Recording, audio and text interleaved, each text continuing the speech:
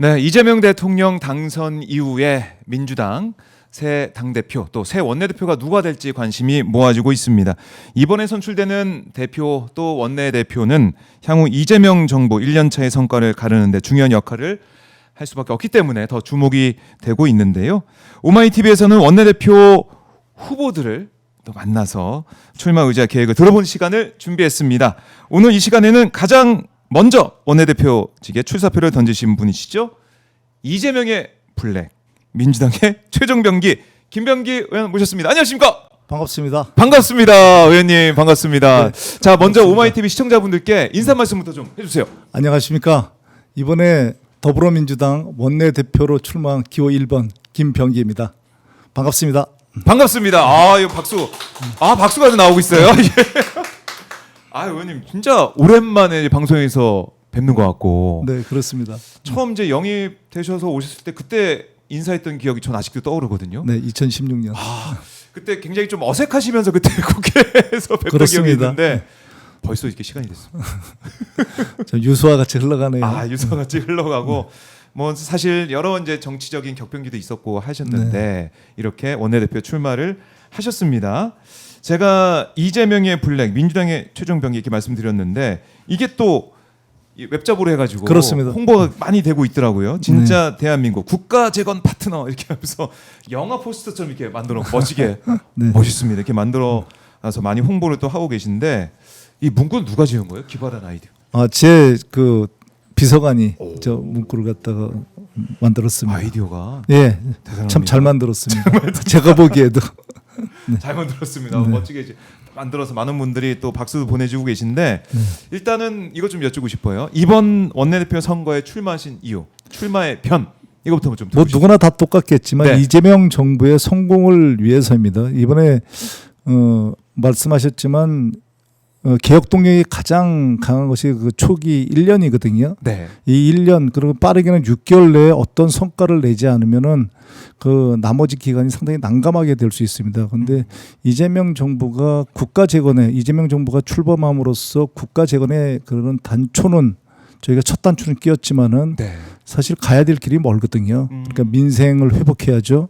그리고 내란을 종식시켜야 되고 그렇죠. 이를 통해 가지고 국민 통합을 해야 되는데 어느 하나 쉬운 게 없는 모두 난제들입니다. 근데 저는 사실 평생을 그 어려운 임무를 수행하면서 살았거든요. 우리 의원님. 예.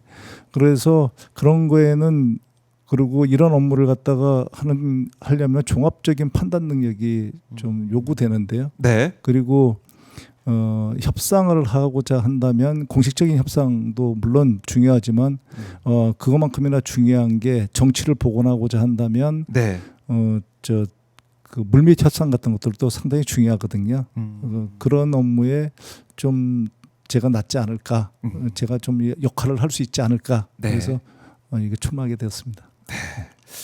그러니까 이렇게 무너져 내린 대한민국을 다시 이제 이렇게 세우기 위해서 그렇습니다. 또 여러 가지 협상을 진행하기 위해서는 내가 적임자다, 원내대표 적임자다 이렇게 강조하고 계신 건데, 그러니까 아까 포스터도 봤지만은 진짜 대한민국 국가 재건 파트너라고 써 놓으셨는데 이번 원내대표 선거에서 이제 캐치프레이즈나 아니면 중요하게 생각하는 키워드, 그러니까 국가 재건이라는 것도 진짜 대한민국 국가 재건 이게 네. 좀 눈에 좀 들어오는데 키워드로 좀 설명하시는 건 어떻습니까? 국가 재건이란 키워드에 이제 그 국가를 재건하려면 가장 단초가 되는 게 있거든요. 네. 조금 전에 말씀드렸던 민생회복 중요하고 국민통합 중요합니다.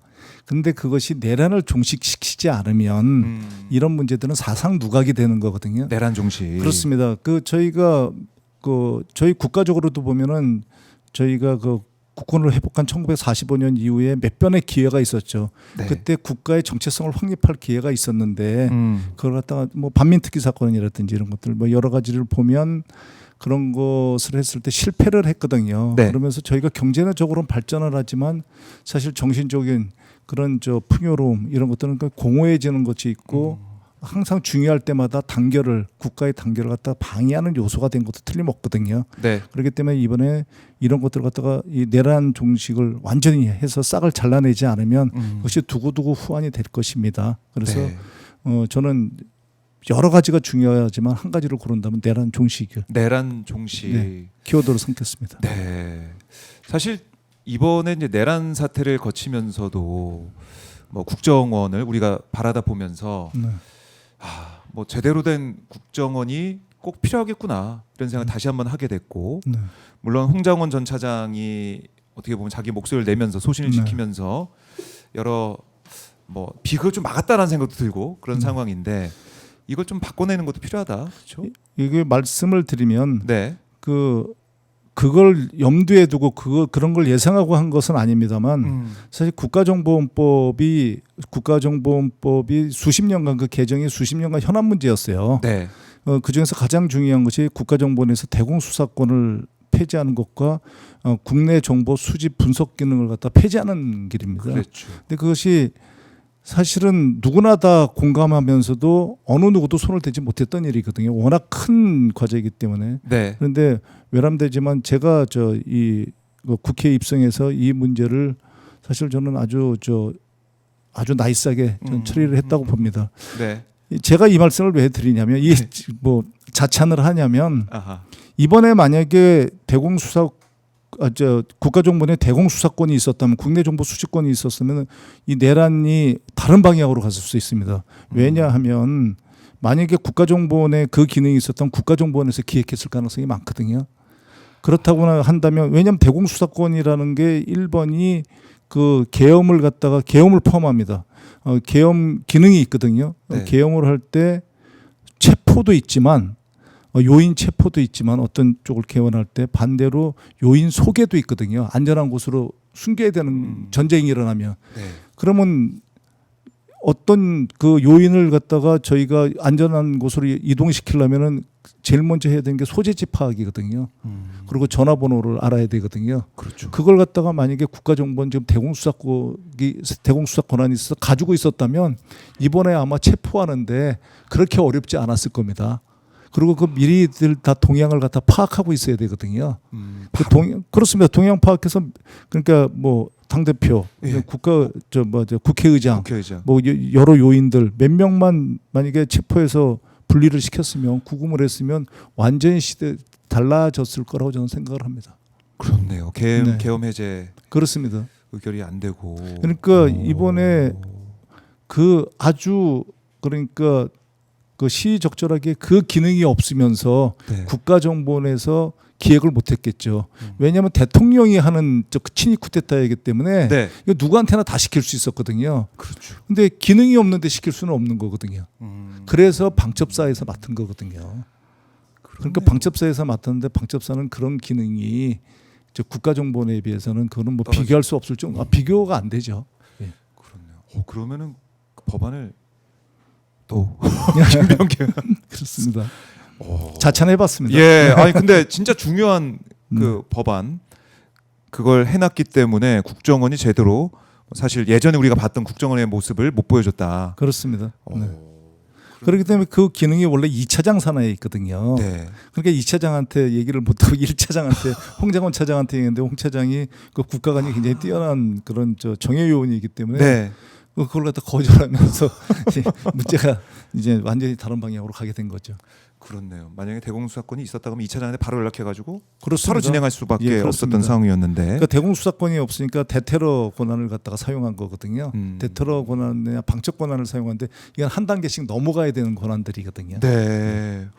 그렇네요. 이 부분 아마 모르셨던 분들은 들으시면서 와 김병기가 해냈다 이렇게 하실지 모르겠습니다만 많은 분들이 지금 평가를 하실 것 같아요. 국회의원님들이랑 같이 한 거죠. 국회의원 같이 했지만 예. 네. 앞장서서 김병기 의원이 역시 뭐 국정원 내부 사정을 또 잘 알고 네. 국정원의 이 내부의 목소리를 또 잘 듣고 있었기 때문에 아마 이런 법안도 앞장서서 처리하지 않았나 이런 생각도 듭니다.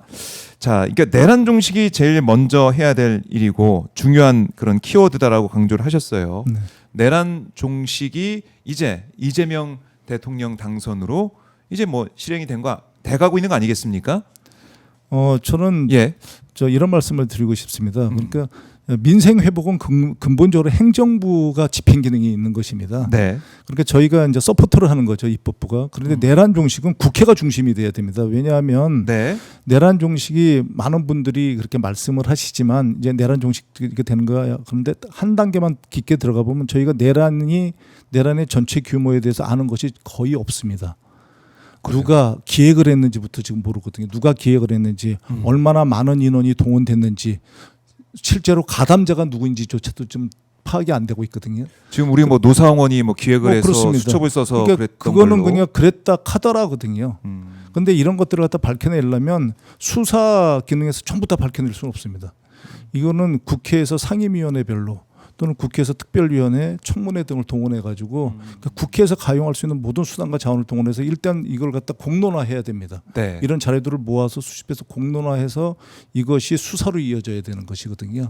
그 때문에 이 지금 내란에 대해서 너무나 저 일반 국민들도 이제 이렇게 이재명 정부가 출범하면서 이런 내란 문제도 잘 될 거야. 절대 그렇게 생각하면 안 됩니다. 이게 국회에서 지금부터 이것도 신속하게 제가 신속하게라는 건 저도 올 연말 이내 임내까지 이 문제 전체 규모는 파악해서 그것을 여기 가담자들은 진짜 철저하게 단죄하는 그런 단초를 마련해야 된다고 생각합니다. 올 연말 안에 그렇습니다. 국회가 연말을 넘어가면 안 되죠.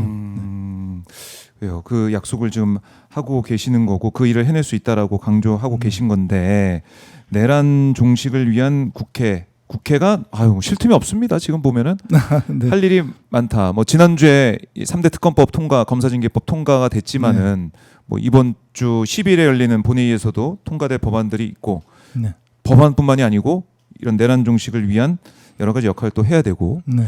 그 컨트롤탑, 그러니까 원내사령탑이 사실 그 역할을 해야 되니까 그렇습니다. 중요하다. 알겠습니다. 이 국회 얘기는 뒤에 좀 더 해보도록 하고 이번 6.3 대선에서는 중앙선대위 조직본부장을 맡으셨잖아요. 네. 어떤 일을 하셨나요? 아마 조직본부장 하면은 그냥 추상적인 생각하신 분도 있을 것 같은데 어떤 일을 뭐 하셨고 또 간단하게 가장 기억에 남는 순간이 있다면? 네, 가장 간단하게 말씀드리면 이게 야전사령관입니다. 그러니까 기획을 해서 위에서 전략 단위에서 어떤 일을 갖다가 전략을 짜면 그걸 갖다 실행하는 팀이거든요. 그래서 지방 곳곳을 찾아다니면서 사실 세상 돌아가는 얘기를 듣는 거죠. 그러면서 민심 동향을 파악해서 전달하는 것입니다. 이 과정에서 가장 기억에 남았던 것 그리고 보람 있었던 걸 한 가지씩 말씀드리면, 사실 이번 9년 정도 저도 이 정치에 들어와서 나름대로 선거를 치르고 보고 했는데요. 이번처럼 적극적으로 이렇게 유권자들께서 저희를 호응해 주시는 선거를 갖다 저희는 본 적이 없습니다. 그거는 사실 유권자들께서 굉장히 유권자들도 절박했던 거죠. 그러니까 이 내란을 종식시키고 국가 재건을 위해서 나서줘야 된다. 굉장히 적극적이었다. 저희가 진짜 뭐 시쳇말로 피곤하지 않을 정도로 약간 너무나 업돼가지고 피곤하지 않을 정도로 그랬고요. 또 하나는 저희 민주당으로서 보면은 민주당이 굉장히 험지인 대구 경북과 그때 부울경 지역에서 저희가 의미 있는, 그러니까 여기에서 1~2%를 상승하는 거는 다른 데 상승하는 거랑 좀 다릅니다.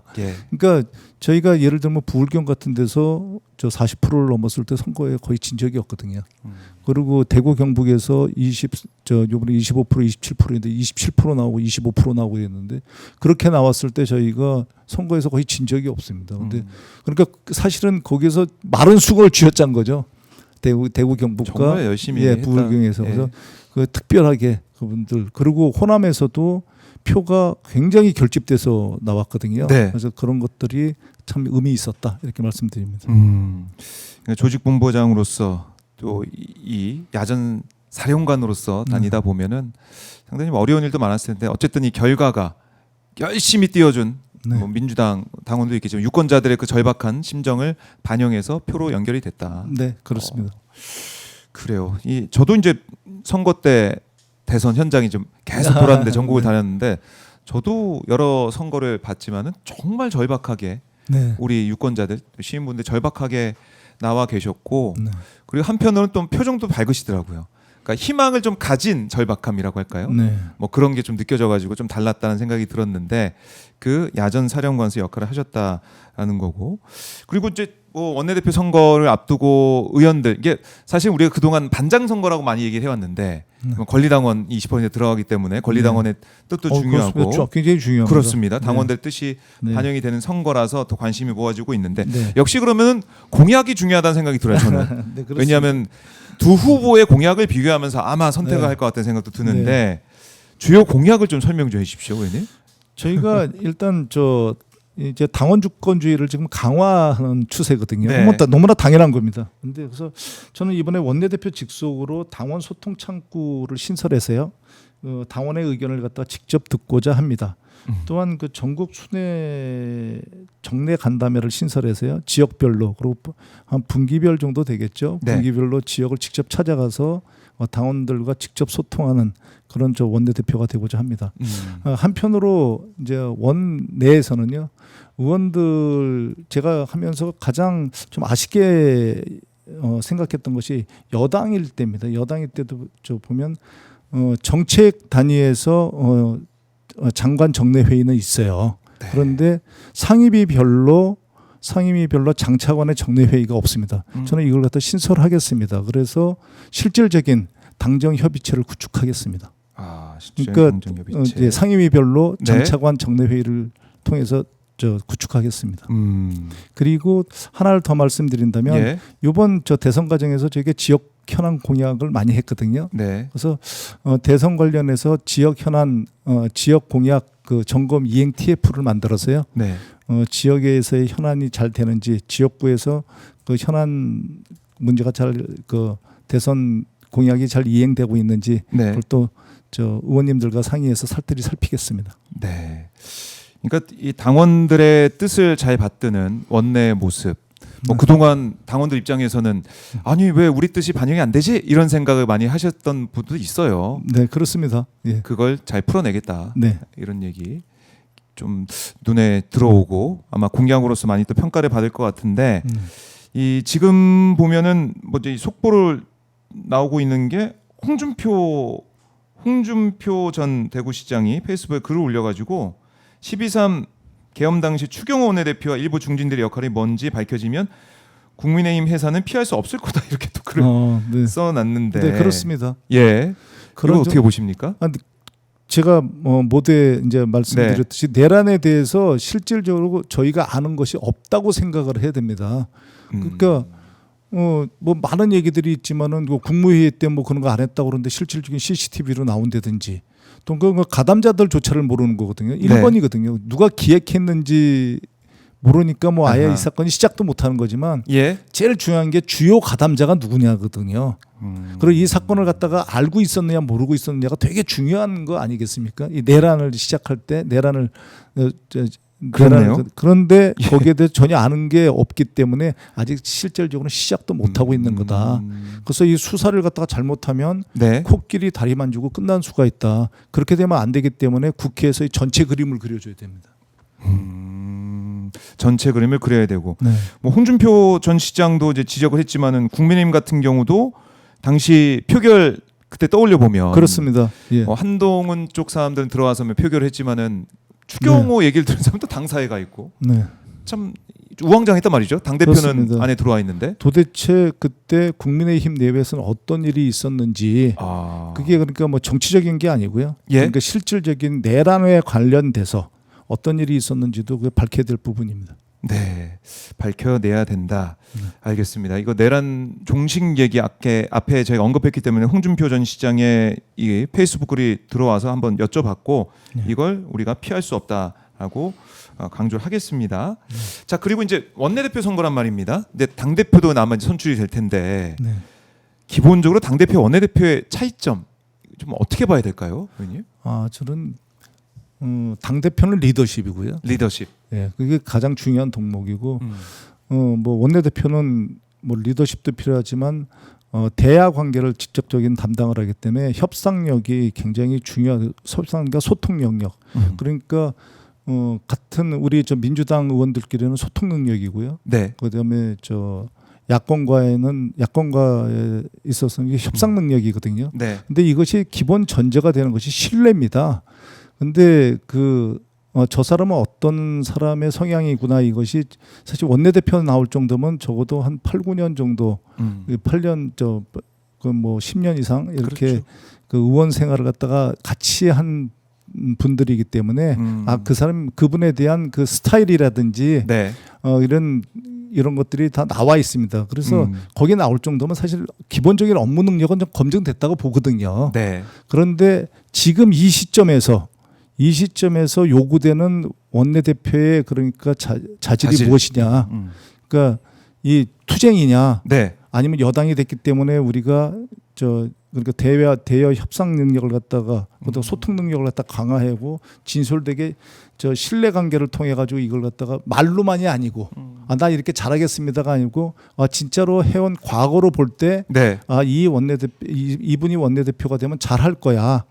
소통 능력이 있고 물밑 협상 같은 거 이런 것들을 갖다가 공식적인 협상뿐만 아니라 물밑 협상 이런 것들을 갖다가 그래도 풀어낼 거야. 그리고 의원들과의 진솔한 소통이 됐고 경청이 될 거야.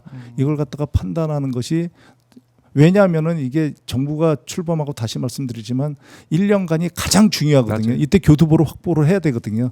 그 때문에 이때 그러니까 직원 딴 때와 달리 의원 개개인의 호불호, 그리고 당원들께서 생각하실 때도 그런 호불호를 떠나서 지금의 요구되는 자질을 보고서 저는 판단할 것이라고 생각을 합니다.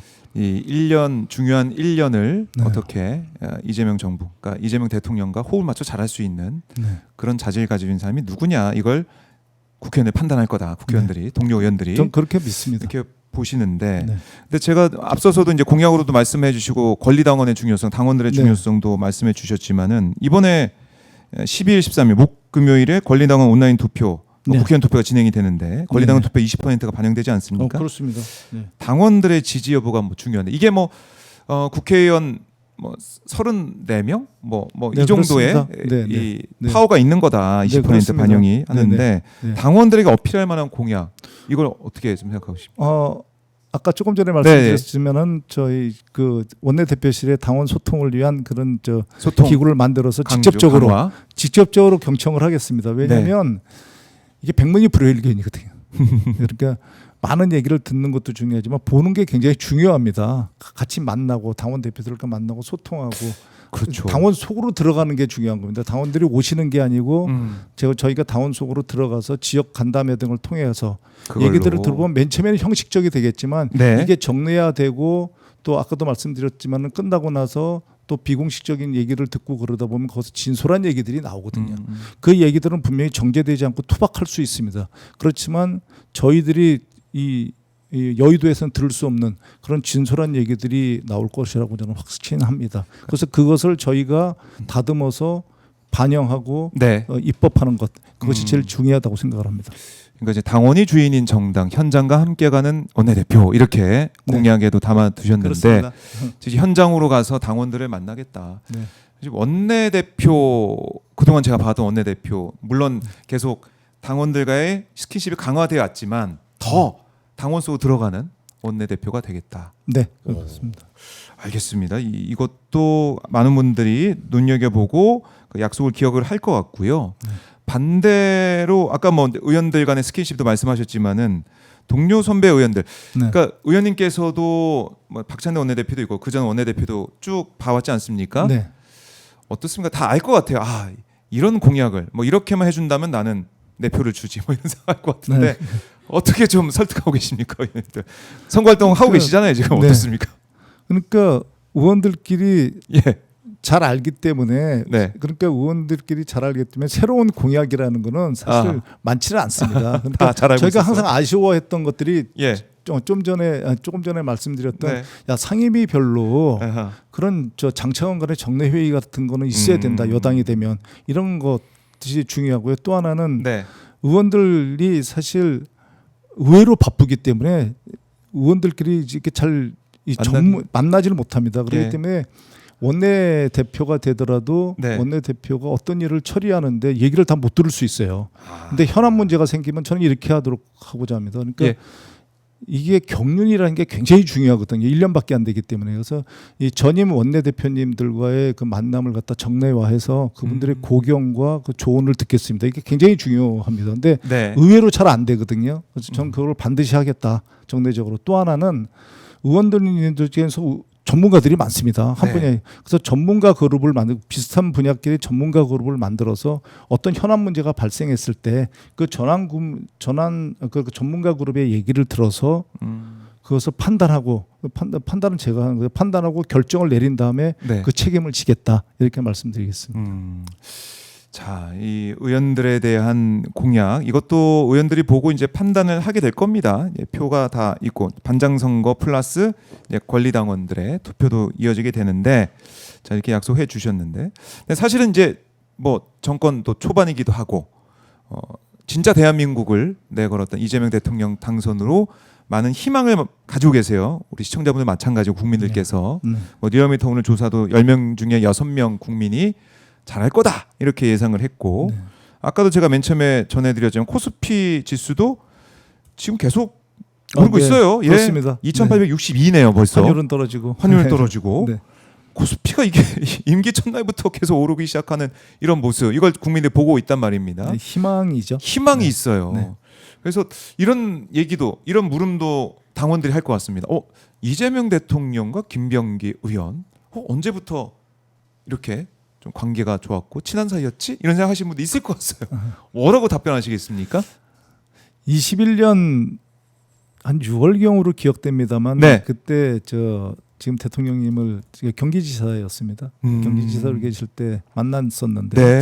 아주 그러니까 아주 의미 있는 말을 들었어요. 뭐냐면 제가 이제 인사조직이 전문가이기 때문에 네. 그쪽이 전문이기 때문에 개혁이나 이런 거에 대한 개혁 업무나 이런 거에 대해서 관심이 많거든요. 근데 이런 말씀을 하셨습니다. 개혁이라는 걸 얘기를 하면 거대한 담론을 얘기한다. 그게 결국 개혁이 자초된다. 개혁을 할 때는 잔뿌리, 나무로 얘기하면 잔뿌리를 건드려서 네. 그것이 수분을 공급해서 가지가 자라고 잎이 자라고 열매를 맺도록 하는 것이 저는 개혁이라고 생각한다. 그러니까 할 수 있는 개혁을 해야 된다. 이런 말씀을 하셨는데 네. 그거는 그러니까 그 업무를 해본 제 입장에서는 그렇게 해야 성공하거든요. 예. 그러니까 그건 해본 사람만이 해보고 그 시행착오를 거쳐서 성공해본 분만이 할 수 있는 그런 말을 하는 걸 보고 그때 굉장히 적지 않이 놀랐었습니다. 그런 인연. 네. 그때 정말 이분이 대통령이 깊은 되면 인상을, 정말 잘하겠구나. 이분이 정말 우리나라의 최고 행정 그리고 통합을 하면은 정말 잘하겠구나 그런 생각을 했었습니다. 그때부터 네. 알아보고 계셨다는 거고. 그리고 사실 일기 때 당대표 일기 때는 같이 호흡도 맞추신 거 아니겠습니까? 그렇습니다. 예. 네. 어떠셨어요? 같이 일해 보니까 진짜. 저 같은 경우는 사실 평생을 국가가 우선이었거든요. 아하. 그런 뭐 직장이었으니까 당연합니다. 네네. 국가가 우선이니까 국가에 대한 헌신, 그리고 희생, 봉사 이것이 우선이었는데 대표님께서는 애민입니다. 딱 보면은 국민에 대한 본인이 성장해 오면서 느꼈던 그리고 본인이 그러니까 성장하면서 하고자 했던 것을 잊지 않고 네. 그러니까 본인이 보통 보면 두 가지 사람 이제 인간이 이제 두 가지 부류인데요. 네. 과거를 잊는 분과 과거를 잊지 않고 이거를 좀 더 나은 세상을 만들기 위해서 노력하는 분. 뭐 이게 두 가지였는데 저는 국가를 생각해 왔다고 생각했는데 그거의 종착점이 애민이구나.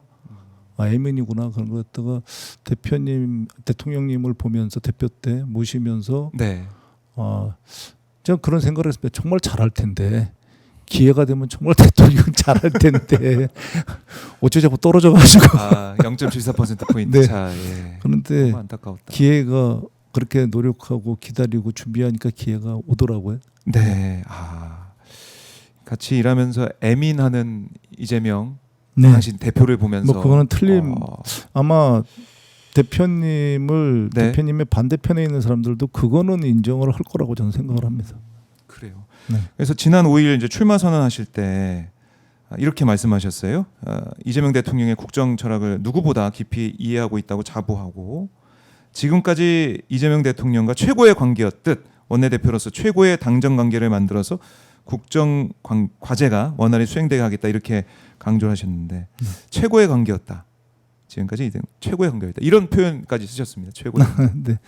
그만큼 호흡이 잘 맞는 네, 그렇습니다. 파트너다. 이렇게 네. 자부를 하시는군요. 네. 그래요. 이번에도 보니까 다녀오셨죠? 관저에.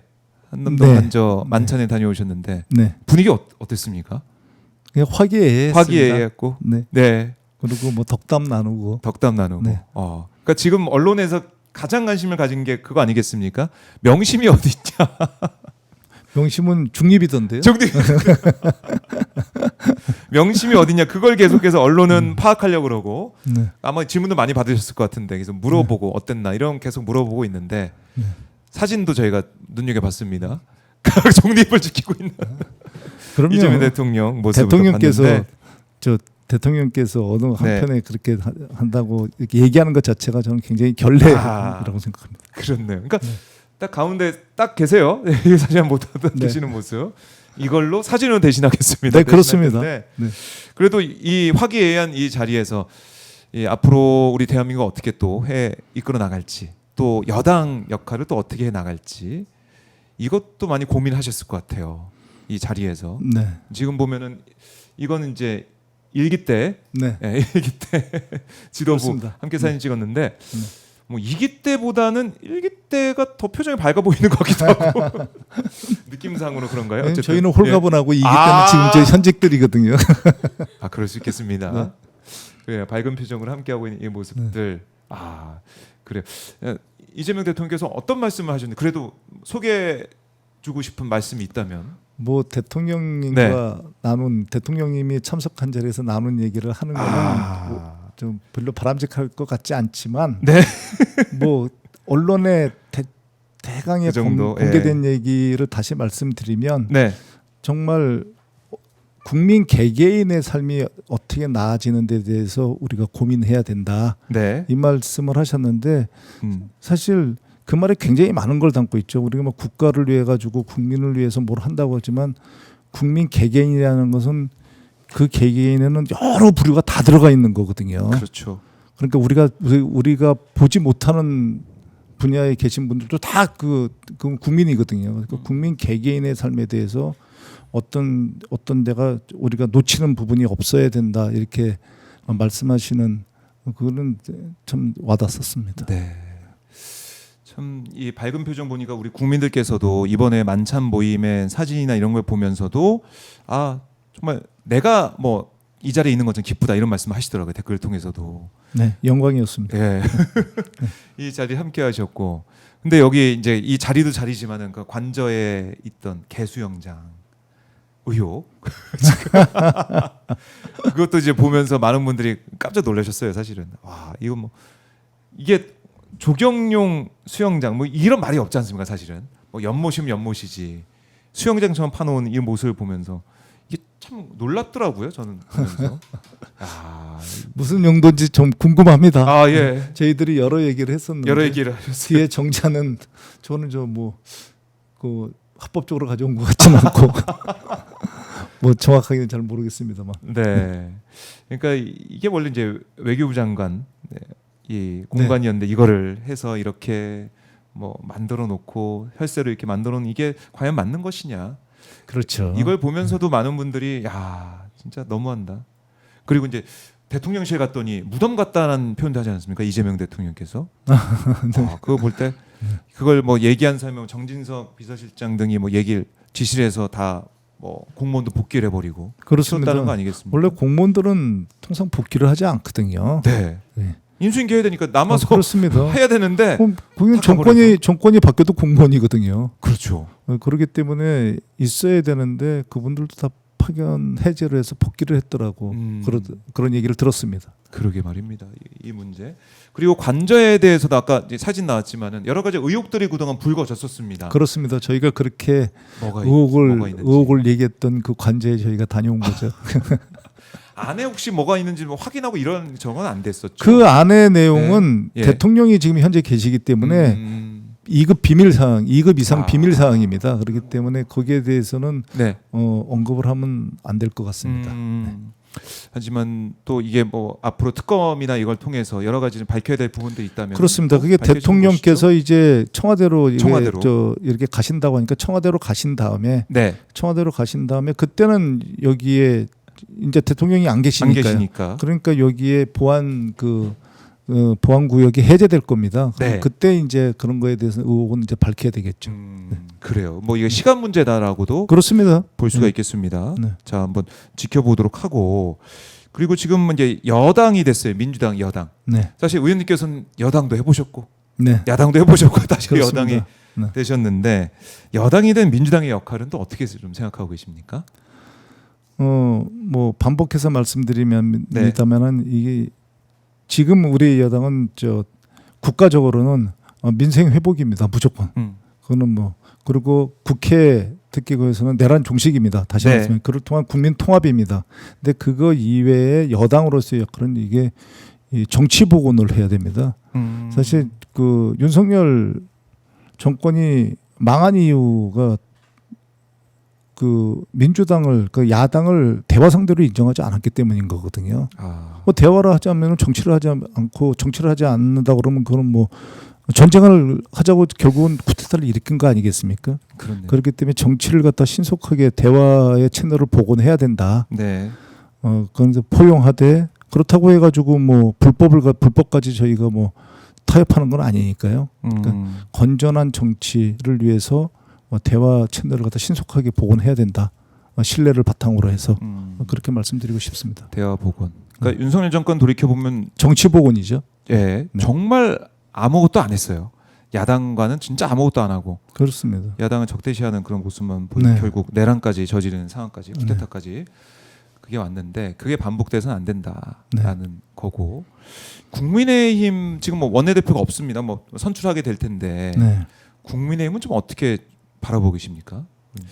뭐 다른 당 특히 지금 그 수습해야 되는 다른 당에 대해서 말씀드리는 건 적절치 않은 것 같고요. 다만 이제 하루빨리 야당도 이 건실한 야당이 있어야 되거든요.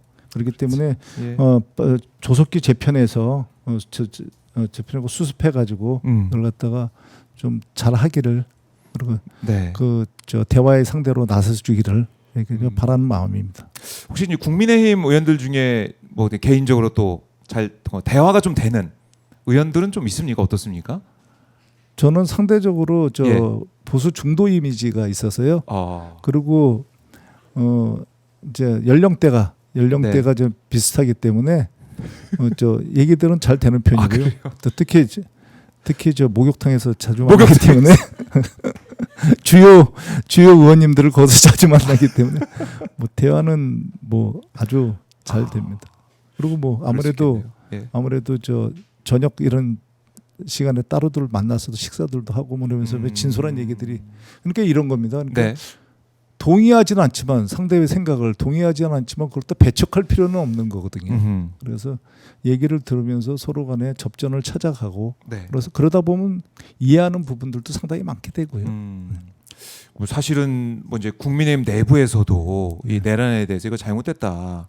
그리고 뭐 특검법 표결을 막 이럴 때도 사실 이른바 이제 반란표, 그러니까 국민들의 생각을 더 먼저 해야 된다 이런 얘기하는 사람이 있긴 있어요. 국민의힘 내부에서도 그게 뭐 작긴 하지만 목소리가 그런 또 어떻게 보면은 국민과 함께 하려는 의원들 또 그런 분위기는 또 어떻게 파악하고 또 거기에 그 사람들과 어떻게 또 대화하고 소통할 것이 이런 문제도 있는 네, 것이고 그렇습니다. 예. 여러 그리고 대화를 하다 보면 예. 그리고 만나서 속내를 갖다가 어느 정도 얘기하다 보면 그분들도 내란이 잘못됐다고 생각하는 분들 많습니다.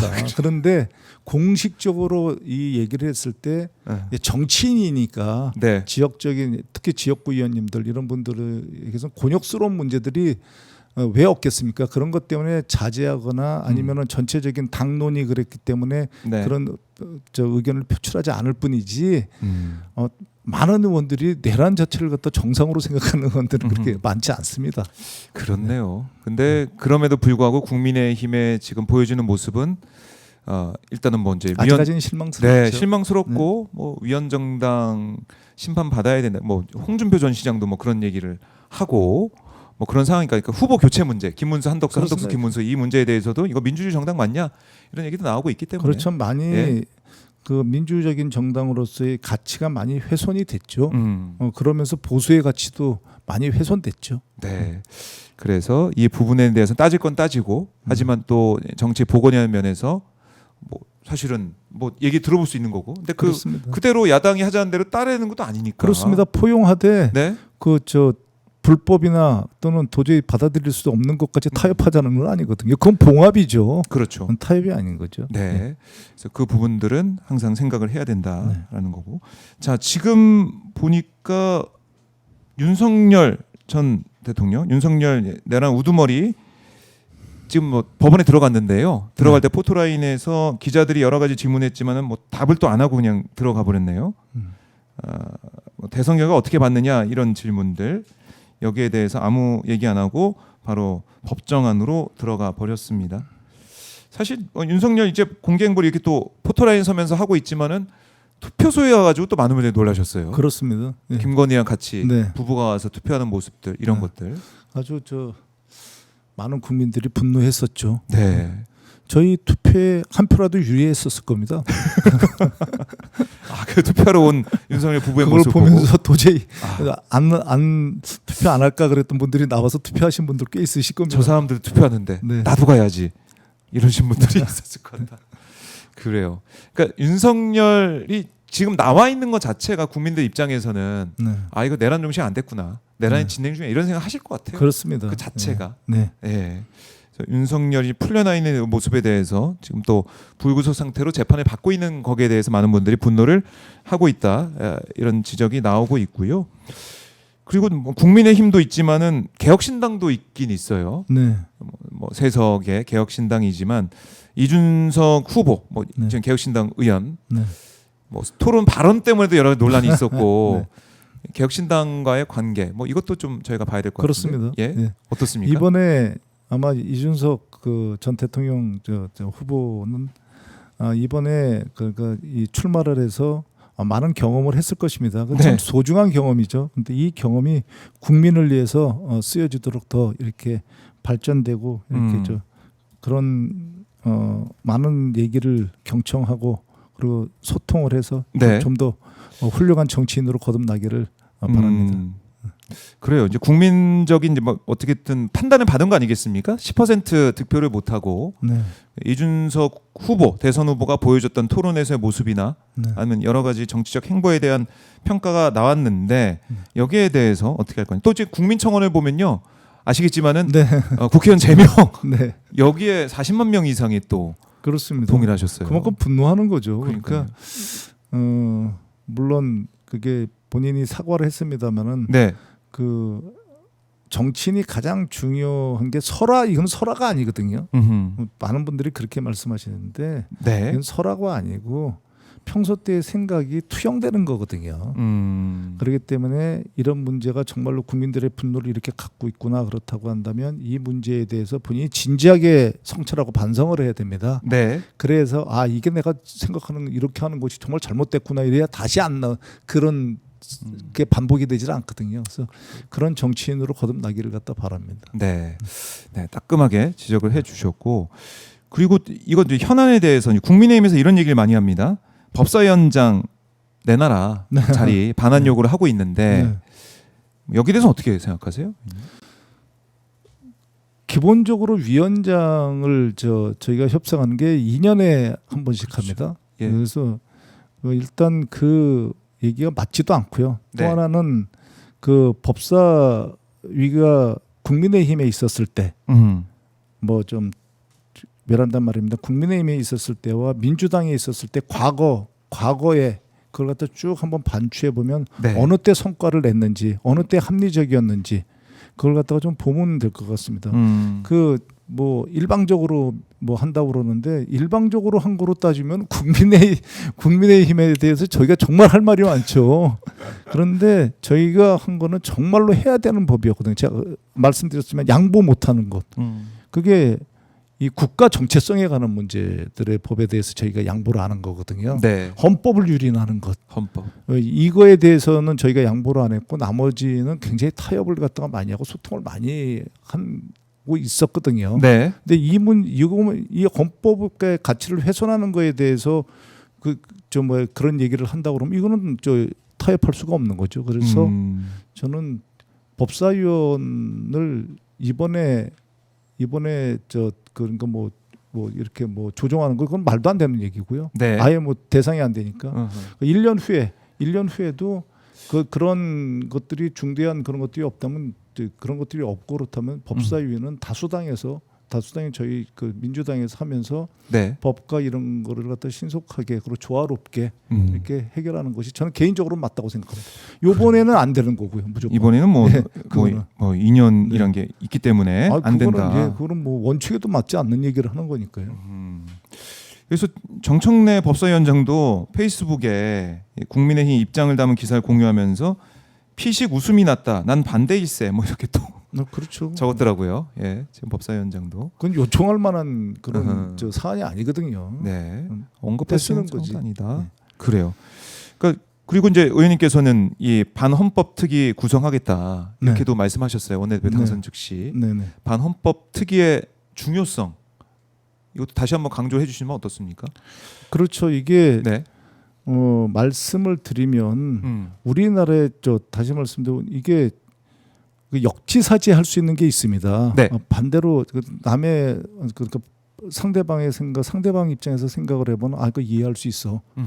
그리고 타인을 갖다가 타인의 생각을 갖다가 배려해야 돼. 네. 이런 게 있고요. 그렇게 해서는 안 되는 게 있습니다. 절대로. 그렇게 대충 넘어가면 안 되는 거죠. 네. 그러니까 대통령께서 후보 시절에 그런 말씀을 하셨는데 통합을 해야 되는 것이지 봉합을 하면 절대 안 된다. 이 말에 모든 답이 있는데요. 네. 그것이 헌법적 가치를 유린한 겁니다. 그러니까 헌법적 가치를 유린하는 거에 대해서는 이건 타협을 하면 되는 문제가 아니거든요. 네. 그러면 과연 반헌법적인 일들이 어디에서 일어났는지부터 확인을 해야 됩니다. 그리고 이걸 갖다가 그럼 앞으로 이걸 갖다 영구히 네. 그리고 영구히 이걸 갖다가 만약에 제어하려면 두 번 다시 이런 생각을 하지 못하게 하려면 이거는 사람이 아니라 시스템적으로 보완을 해야 되거든요. 네. 그럼 그 시스템을 보완하려면 어떻게 해야 될 것인가? 또 하나가 있습니다. 그거는 시스템을 보완하는데 이 우선순위는 어디다 둘 건가?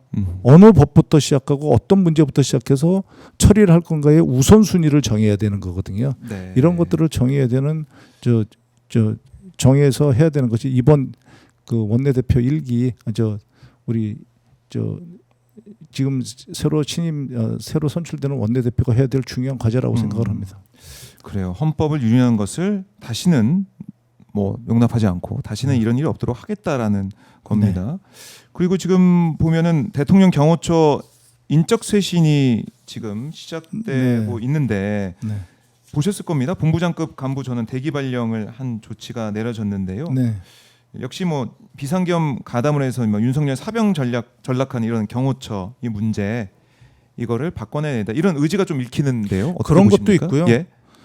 그런 것뿐만이 아니고 도대체 그러니까 여기서 지금 말씀하신 게 정말 가담을 했는지 네. 이 사람들이 지금 성향을 갖다가 일단 이 사람들의 업무 정도가 어땠는지를 갖다가 전혀 모르거든요.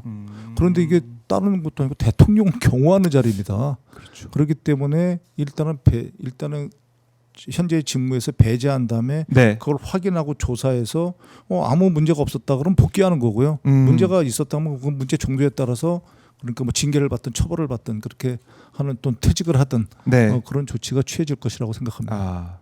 그리고 지금 이런 얘기도 나오고 있습니다. 뭐 이재명 대통령 야당 대표 만나 뭐 정례하자 이런 얘기도 뭐 나오고 있고 여러 가지 이제 의견들 언론에서도 그런 뭐 주장도 펼치고 있는 그런 상황인데 소통 이거는 좀 어떻게 해야 된다고 보십니까? 그건 이재명 대표님께서 대통령께서 이재명 대통령님께서 예. 대표 시절에서부터 줄곧 말씀하셨던 상황이거든요. 그래서 그렇네요. 이재명 대통령님께서는 그것을 야당이 지금 정상화가 되면 네. 그거에 대해서 제안을 해서 그런 걸 갖다 정례화 또는 정례화가 안 되더라도 수시로 정말 만나서 소통하고 경청하고 그렇게 하실 거라고 생각을 합니다.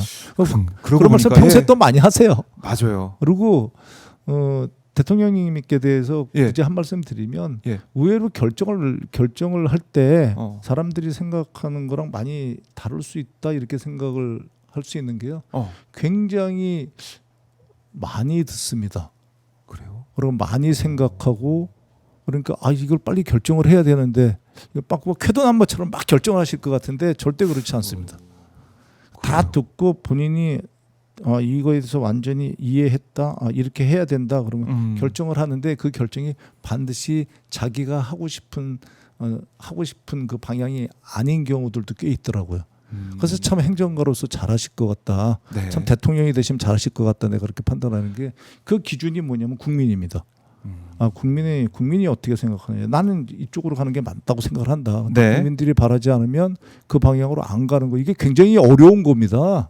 그렇지. 개인적인 것도 어려운데 맞아요. 조직에서 맞아요. 그런데 그렇게 하시는 게 참 높게 평가하고 싶습니다. 그러니까 사실은 이번에 이제 수석 인선과 관련해서도 네. 뭐 이제 민정수석 자리 같은 경우는 네. 여러 가지 뭐 우려도 나왔는데 거기에 대해서는 뭐 여러 가지 뭐 얘기도 있었지만은 어쨌든 이재명 대통령 뭐 만찬자리에서도 말씀도 하셨다고 저희가 뭐 보도를 보니까 그런 얘기도 있고 왜 오광수 변호사가 이 자리에 적합한지 이런 얘기들 이것도 많이 지금 공유가 된 것 같아요. 민주당 내부에서는 어떻습니까?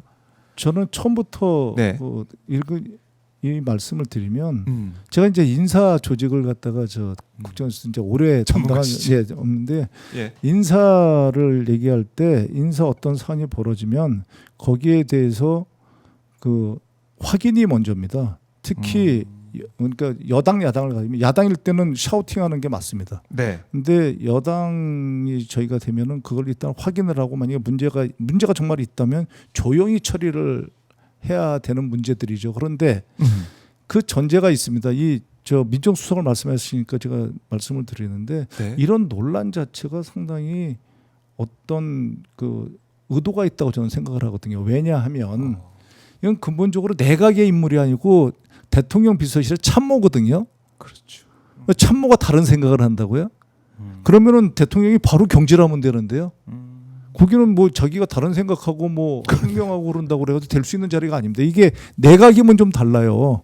내각은 뭐냐면 자기 조직이 또 있는 거 아닙니까? 네. 그러니까 뭐 무슨 장관이다 그러면 장관 밑에 차관 뭐 자기 조직이 있어 이 조직에서의 의견을 가지고 검찰총장이 그런 짓 많이 하던데 그런 짓을 합니다. 아니 실질적으로 더군다나 임기가 정해져 있으면 이거 골치 아프거든요. 근데 민정수석은요, 그거는 뭐 항명을 하면 그날 즉시 경질할 수 있는 자리거든요. 그러니까 대통령께서 보시고 일을 잘하겠다 그래서 난 이런 생각을 가지고 있는데 더군다나 참모입니다. 네. 참모가 생각이 같이 공유돼야 되거든요. 이렇게 일을 합시다 그러는데 싫습니다. 그럼 나가야죠. 나가야죠. 그거는 뭐 그렇기 때문에 그런 얘기가 지금 불거진 것 자체가 불필요한 논란이다. 그리고 실질적으로 한 말씀만 더 드리면 네. 특수통이라서 뭐 윤석열이랑 같이 근무해서 그렇다 예, 예. 그러는데 제가 국정원에 있었습니다만 지난 수십 년간 못했던 국정원 개혁을 갖다 제가 했습니다. 왜냐하면 그건 알아야 스무스하게 하거든요. 그 특수통 중에서 정말 개혁 의지를 가진 사람을 골라내는 게 중요한 거지. 네. 아니 그 검찰을 개혁해야 되니까 너희들 다 모르니까 안 돼. 그래가지고 좀 문외한을 갖다 놓으면은요, 그거는 개혁을 못합니다. 근데 잘못해가지고 저 윤석열 같은 그런 분한테 속아가지고 그 사람 임명하면 그건 이제 큰일 나는 겁니다. 그걸 잘 봐야 되고. 그렇습니다. 적시에 또 뭐 대응을 할 거니까 행동할 그래서 거니까. 인사가 종합 예술이죠. 그 인사를 쭉 해오신 분 바로 김병기 의원님이시고. 그래서 결론적으로 말씀드리면 그 민정수석에 대한 그 논란은 불필요했던 거다. 그거는 그렇게 생각합니다. 알겠습니다. 이렇게 정리를 해 보겠습니다. 자, 이제 뭐 시간이 거의 다 돼가는데 저희가 이제 원내대표 후보 이제 연쇄 인터뷰라고 해서 이제 김병기 의원님 후보도 모셨지만 뭐 수요일에는 또 서영교 그 후보 의원도 모십니다. 그래서 공통 질문을 좀 드리려고 하는데 이걸 이제 마지막으로 드리려고 그래요. 서영교 의원과의 공통점 1개, 또 차이점 1개 이걸 뽑아주신다면 뭐라고 답변하시겠습니까? 공통점은 이재명 정부의 성공을 갖다가 바라는 똑같은 마음. 그건 뭐 공통점이라 차이가 있을 수 없다고 생각합니다. 그리고 차이점을 부르면 굳이 차이점을 하면 그 서영교 우리 의원님은 굉장히 에너자이틱하죠. 활기 넘치고 아주 그 에너자이틱한 반면에 저 같은 경우는 내유외강형입니다. 내유. 예. 굳이 말씀드린다면 아 그렇네요. 네. 그렇게 딱 봤을 때 스타일이 네. 있는 것이고 살아온 궤적도 그렇고 궤적고 다르고. 궤적도 그렇고 그러니까 뭐 이재명의 블랙이라고 뭐 또 말씀하신 걸 보면 네. 정말 조용하지만은 일은 또 확실하게 하는 믿을 만한 사람이다. 그렇게 정리할 수도 있겠네요. 과찬 고맙습니다. 이렇게 정리를 해봤는데 자 저희가 다시 한번 띄워드렸습니다. 진짜 대한민국 국가 재건 파트너 이재명의 블랙, 민주당의 최종 병기 김병기 이렇게 영화 포스터 같은 홍보 웹자보를 띄워드렸습니다. 자 이제 뭐 이번 주에 마무리가 되는 원내대표 누가 민주당 집권 여당의 새 원내대표가 될지 많은 분들이 궁금해하고 계신데요. 결과 한번 저희가 지켜보도록 하고요, 의원님. 네. 끝으로 가시기 전에 어떻게 보면은 저희 시청자분들 아마 뭐 표가 있는 권리당원은 많으실 것 같은데 마지막으로 못다한 말씀 있으시면 한번 쭉 다 털어놓으셔도 됩니다. 필리버스터 하셔도 됩니다. 다 털어놓으셔도 되고요. 그 말씀을 듣고 저희가 마무리해 보도록 하겠습니다. 간단 명료하게 말씀드리겠습니다. 예. 원내대표 이번 원내대표 선거에 처음으로 도입된 것이 당원 투표입니다. 권리당원 투표인데 20%를 반영합니다. 이게 당원 저희가 주권주의에 당원 중심으로 가겠다는 당원 주권의 초석을 놓은 저는 중요한 제도 변경이라고 생각합니다. 이 제도가 정착해서 더욱 발전하기 위해서는 당원들께서 그리고 우리 권리 당원님들께서 많은 관심을 가지고 적극적으로 참여를 해 주셔야 이런 제도가 보완되고 발전될 수 있을 거라고 생각합니다. 그래서 이번 원내대표 선거에 많은 참여 부탁드리겠습니다. 감사합니다. 네, 고맙습니다. 의원님 말씀 잘 들었고요. 네, 저희가 선거 이후에 다시 한번 더 모시는 자리를 마련해 보도록 하겠습니다. 고맙습니다. 고맙습니다, 의원님. 네, 감사합니다. 네, 감사합니다.